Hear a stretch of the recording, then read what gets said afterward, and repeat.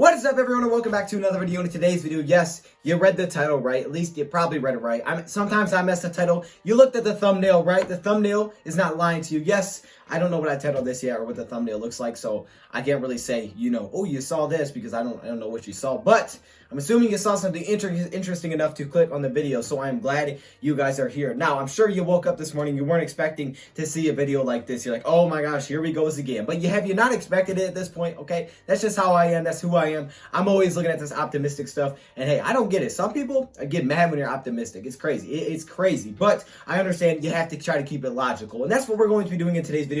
I'll explain that. Let's get it started.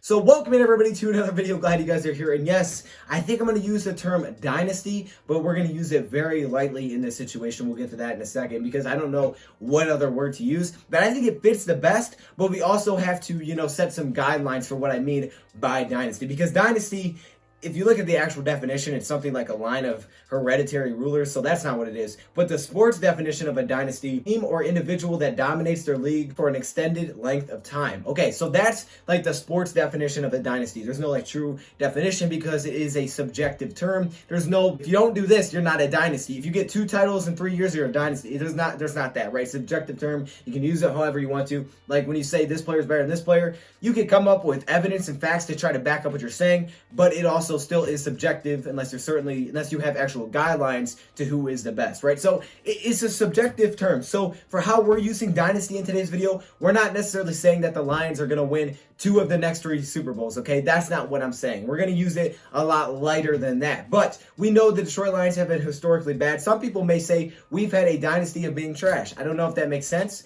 That may not work, because you may need the antonyms. See, look, I got some big words, but I don't know if that'll work or not. But either way, our dynasty, whatever we've been up to this point, hasn't been very good, very inconsistent. A couple of good years here and there, but I mean, honestly, our good years compared to good teams aren't that good of years, right? So obviously, we haven't had the best history, but the Detroit Lions could be potentially built, maybe a long-term run. Actually, I think it's more long-term than anything. A long-term, light kind of dynasty that the Lions have really never had before. Because that's one thing that we know about the Detroit Lions is inconsistency, man. You could be good one year, and the next year you could be hot garbage. It don't make no sense, but it happens, right? We've had it throughout our entire history. We're like this. We've never had this, or actually it would be like this, right? We never had that at a high level, but I think the Detroit Lions are built to have that in 2020. And why? Why in the world, right? Because I feel like you could say this in most years, right? You can most years try to make a debate on why your team is built for the future, but I think the Detroit Lions financially and with the players that they actually have are built for the future and to win for a long time. So when Bob Quinn was hired back in 2016, 2 years later, they get rid of Jim Caldwell. He brings in Matt Patricia. That was his plan all along. And the Detroit Lions roster has changed a lot since Matt Patricia has came here in Detroit. Only a few players have actually stuck around that are the same. One of them mainly being Matthew Stafford, but just a few players are the same from when Matthew Stafford came to Detroit. So Lions have changed a lot. However, if you look at what the Lions have in the roster right now and the coaching staff, we know that our owner, Sheila Ford, our new owner, Sheila Ford, talked about how the Lions can be successful, and it's with consistency in the front office at the top. Consistency there is what will lead to the Detroit Lions being consistently successful on the field. I completely agree with that. Having, a consistent system that works, that fits, that people buy into, and you get a certain type of player year in and year out, and you can continue to build on that, that's where you get consistencies. When there's so many different variables, and all of a sudden you got a new coach, you got a different type of quarterback, and no one knows what the heck to expect on the field. But what the Lions have right now, if they are successful this season, we could see a short little dynasty. Now, what do I mean by successful this season? I mean, definitely much better last season. Stafford has to be healthy. There's a lot that goes into what does successful mean, right? Because again, I think successful's also a subjective term, because you could say it however you want to say it. But for me, successful, if we're like basically a playoff team. Let's say, for example, the Lions are a playoff team in 2020. I believe that the Lions, if they're a playoff team in 2020, could be a playoff team almost every single year for the next couple years. Maybe not a Super Bowl team, maybe one year they take the jump up there, but I think they can consistently be good with the roster that they built, with the coaching staff that they would have. So the Detroit Lions owner at the very top, they want to keep it consistent. So if the Lions are successful, obviously Matt Patricia and Bob Quinn aren't going anywhere. They're going to keep those guys. We have Darrell Bevel locked up. Those guys should all be around. So all of a sudden now you got the top. Once the top is the same, it's way easier to keep the players similar, right? Bringing in similar players, bringing in guys that fit the scheme, that fit the culture. It's way way easier to find those type of guys once you have the system built. I mean, there's some great examples around the league. The Steelers have had it, right? They haven't had tons of coaches. They've had success. Now, obviously, the best one, the New England Patriots, they've had a system for like 15 decades. I don't know. Patriots have built a system that works year in and year out. We've seen it with Matt Castle. We've seen it with Garoppolo. We've seen it with Tom Brady. We've seen it. They can throw in whatever piece and they know what type of player they want and they can be successful. Some years, maybe they'll peak up to the Super Bowl. Other years, they'll get knocked out in the first round. But they are consistently successful. And that's what I think the Detroit Lions can be. Maybe not a team that wins 3 out of 5 Super Bowls, but a team that can finally be consistent in the playoffs. So we're going to use that dynasty term lightly in this situation. So why? Well, let's talk about on the field. Well, let's start off on the offensive side of the ball. Now, I've talked about how you can win with any kind, whatever kind of ID you have as a team, right? Whatever type of team you are. Every team needs to have their own personal, I keep thinking ID is not right. You have to have their own personal way to win, right? Every team, I can't think of the word. Every team has their own way of being successful. Some teams are really good defensively, like the Patriots were last season. They're shut down defensively. They have an okay offense, maybe they just do nothing. They have a solid running game. You don't have to be great at everything. You just have to be good at a few things and do them at a very high level consistently. The Detroit Lions last season, we know if Matthew Stafford was healthy, they would have had one of the best offenses in the league. I think I did the math. They would have finished 8th in scoring.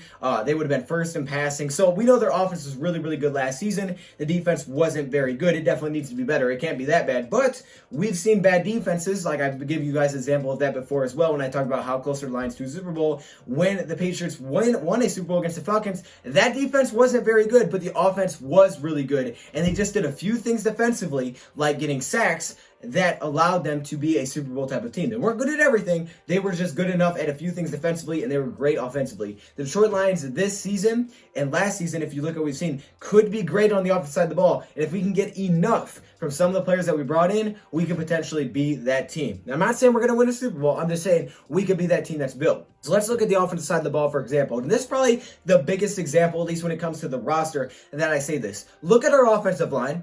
Left tackle, Taylor Decker. Taylor Decker is due for a contract extension. I think he will get it. He may not. If he doesn't, we'll probably draft someone and we'll probably throw him in there. Personally, I think Taylor Decker gets the extension. It's really hard to find starting left tackles.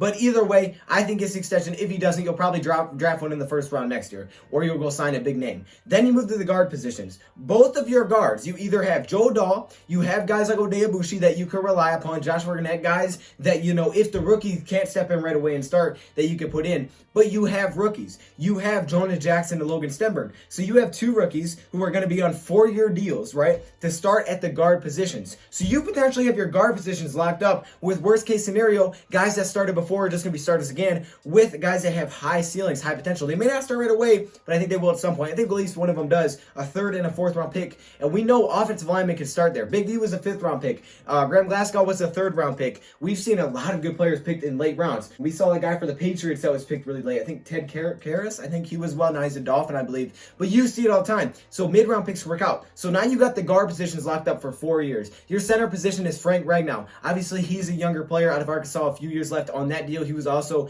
a 1st round pick. At right tackle, you locked up Big V for, 5 years, right? You get Big V a 5-year deal. There's an out if you wanted to at some point. But either way, if you extend Decker or you draft a new tackle or you sign a new big one after this year, your offensive line is basically locked up for years to come. For at least 2 years, you don't have to mess with anything. And all you have to do is give Ragnow another contract, and then boom, your line's set again. Because you have that offensive line built. This was one of Bob Quinn's goals coming to Detroit, and it looks like he may have actually pulled it off. If this offensive line can be successful, and doesn't have to be the best, but successful. We saw it was successful last year, so don't even tell me this offensive line hasn't been good. They were ranked 11th for a reason by PFF. They weren't that bad. They were not that bad. They were actually pretty darn good. And if the Detroit Lions can stay around that range, they're going to have an offensive line built for the future. Now, let's keep moving back. Tight end position. You have T.J. Hockenson, who was just drafted his 1st round pick. Obviously, he has years left on a cheap deal. Keep in mind, these rookie deals are not expensive. T.J. Hockenson. You got Jesse James, who you locked up on a 4-year, $25 million deal, so he'll be here. You got Isaac Nauta, who you drafted the same year as T.J. Hockenson. He's on his rookie deal. You got Hunter Bryant, who you just signed as an undrafted free agent. So hold up. We got tight ends locked up as well. Quarterback, Matthew Stafford. Obviously, you have Matthew Stafford locked up. You have a backup locked up for 3 years in Chase Daniel. And you have David Blah behind him, who is an undrafted free agent, so his contract isn't super expensive. What position do you not have locked up? You got running back pretty much locked up. Carry on. Yeah, at some point you may have to give him some, but usually teams don't pay too much for running backs. But you have Swift, you have Huntley, you have Ty Johnson, so you don't really have to. We'll see how he plays. And the only position that's not locked up on the offensive side of the ball, honestly, is the wide receiver spot, because Kenny Golladay and Marvin Jones, Danny Amendola all have their contracts up. But because of the Lions' situations with the cap, the Detroit Lions will be able to pay Kenny Golladay and give him an extension, which I guarantee they will. I don't see a scenario where they don't. So Golladay gets an extension. You have Quintez Cephas, who you drafted this year, so he's still going to be here. Now maybe you go draft another one. Maybe you sign another one. Maybe you bring Marvin Jones Jr. back. Like T said, if you're successful, now you may have some leverage, because maybe he'll take a pay cut to come back. Maybe he'll take a cheap extension to come back, right? Maybe you can bring Danny Amendola. He wasn't expensive. We brought him in. So the offense as a whole is almost pretty much locked up, and you pretty much have it set. You have a really good foundation built. How about the defensive side? It's all about having a foundation, right? Cornerback position, maybe the most important position defensively in Matt Patricia's scheme. You got Jeffrey Okudah, who has not even played a snap in the NFL, but we know he should be good. He was the 3rd pick in the draft. Okay, so he's locked up. Amani, first year was last year. He's still on his rookie deal. He's only played in the league for 1 year, so he's got multiple years left. You got Justin Coleman, who you locked up on a big deal when you signed him. You got Darrell Roberts, who's kind of like a short-term option, but he's like your 5th cornerback anyways. Oh, Desmond Trufant, you got him for 2 years, but you got your top 3 locked up. At some point, Amani's just going to take over and probably start with Okudah, and then you'll bring in some vets behind them, but you got your top 3 corners locked up. Well, that's important. How about the safety position? Well, you got Tracy Walker and Will Harris. Those guys are both on their rookie deals, and then you have Duron Harmon for a veteran. How about linebacker? You got Jared Davis, who you didn't pick up his 5th-year option. He's about to be out, but you also did the same thing with Reggie Ragland. The linebacker position definitely has some question marks, and I think it's because the Lions don't know what they want to do there, right? They got Jimmy Collins for a few years. They got it for 3 years, so that's pretty much locked up. He's just a little bit older, so you're going to want to have some younger guys in there, but maybe Ragland plays well. Maybe a guy like Jared Davis does. You do have Tobias still locked up. He's young. He's still on early parts of his deal. So you at least have 2 of those guys. You got Julian Okwara. So, Devon Kennard, you let him go. You got Julian Okwara, who's young. I mean, let's just look at the entire roster, bro. Let's look at it. Danny Shelton, 2 years. He was that cheap, though. So you could probably bring him back for cheap again, unless he does something astronomical. All right, you got a lot of, not let's say super expensive guys on the D line. You got some new guys, John Pennicini, Jay-Sean Cornell, that can step in when it's their time. They're on rookie deals. And then you got Trey Flowers locked up for 5 years, now 4. Oh my gosh, have we not built a great foundation on the roster? And that's why my thing is, if the Lions can be successful this year and keep Matt Patricia and Bob Quinn around, because if they're not, they're automatically in jeopardy. So first off, we need to see them do their thing. We need to see Matt Patricia coach this team to be successful enough to bring them back. And if that is the case, if they can be, and they can keep Stafford healthy, all of a sudden, you may have a short little dynasty, a lightly dynasty, not a dynasty that may win tons of Super Bowls. Obviously, I hope they do, and I think they possibly could, but I mean in the sense that you could be a consistent winner, which we've never seen. The Detroit Lions, one problem we've had historically is firing coaches over and over and over, and even though me personally, I've even said that, hey, in the offseason, I'm in my feelings. I'm sad. I'm just like, oh, let's just get rid of him. But you got to take a step back. You got to take a step back and think about it. How are you going to build if you keep firing? If the Lions can keep these guys around and they can be successful enough, all of a sudden you may have something built here. So for the Detroit Lions, I think they might have a little dynasty, and we could potentially finally see a consistent winner. We always talk about, well, what's the one variable that the Lions have always had? Well, they always have the same owner. What's another thing? What's another constant? Here's the other constant. You keep firing coaches after 3 or 4 years. I mean, that's been an absolute constant. Really, since Wayne Fontes, it's been a constant. The Lions fire. And even before Wayne Fontes, we saw the same problem. Wayne Fontes, the only guy we really gave a chance, and that's because we won a playoff game with that guy. Matt Patricia, he's been here for 2 years. We saw Caldwell get 4. I think he possibly should have got more. We've seen Jim Schwartz up to 2014 from 2009, like 5 years. Rod Marinelli, 3 years. I'm not saying all these guys are good coaches. Duron, 1 year. I don't remember that. Steve Mariucci. Oh, man, Steve Mariucci. You got Marty Morningweg, you got Gary Moeller, you got Bobby Ross, and really all of those years, that's one constant you have is firing coaches. Now, I'm not saying it's a bad decision to fire coaches, because at times it is. If it's not the guy, it's not the guy. But if the top and the front office really believes that these guys can get it done, and if they're successful enough, we keep them around, we can have something built here, and we can finally be a consistent winner. So let me know your thoughts in the comments below. Thank you for watching, and I'm out.